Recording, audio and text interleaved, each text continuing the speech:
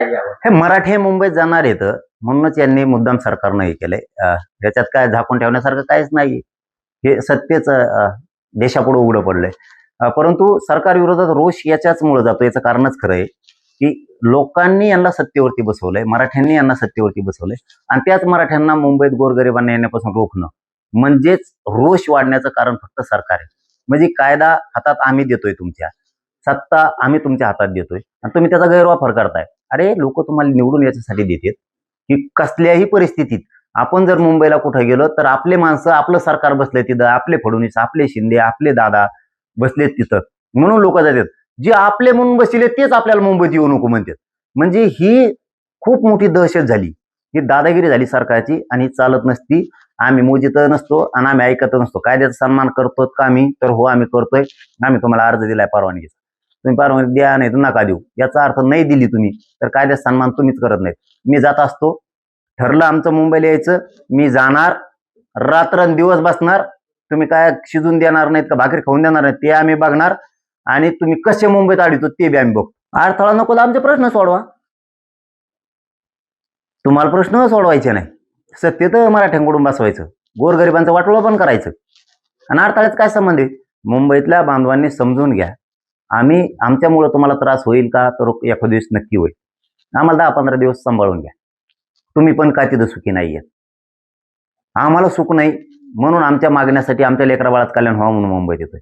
जर आमच्यामुळे तुम्हाला 10-15 दिवस त्रास झाला तर होऊ द्या, सहन करा. आम्ही पण तुमचेच आहेत, आम्ही का लोकांचे नाही आहेत. मुंबईत कोणी सुखी नाहीये, ना व्यावसायिक सुखी आहे, ना तिथं आगरीकुळी सुखी आहे, ना मासेमारी करणारा सुखी आहे, ना तिथला कोणचाच समाज सुखी नाही तिथं. ना तिथला मराठी माणूस मुंबईतला सुखी आहे, ना तिथला परप्रांतीय सुखी आहे, ना तिथं जैन मारडी सुखी आहे, ना तिथं दलित मुस्लिम सुखी आहे, ना तिथं मराठा सुखी आहे, ना तिथं ओबीसी सुखी आहे. कोण सुखी आहे तुम्ही तरी? मग कोणाला सुख नाही तिथं यांच्यामुळं. आम्ही त्यांना नीट करायला यायला लागलो, जरा माज आहे त्यांच्या डोक्यात, मस्ती आहे जरा, ती जरा कमी करायला यायला लागलो. त्याच्यात तुमचं पण हित आहे, आम्ही तुमचं पण लेकरा बाळाचं कल्याणात होणार आहे. हा, एक गोष्ट करी, थोडा त्रास होईल तर आम्हाला सांभाळून घ्या, आम्ही गरीबाचे पोर आहेत, आम्ही न्यायासाठी तिथे यायला लागलो.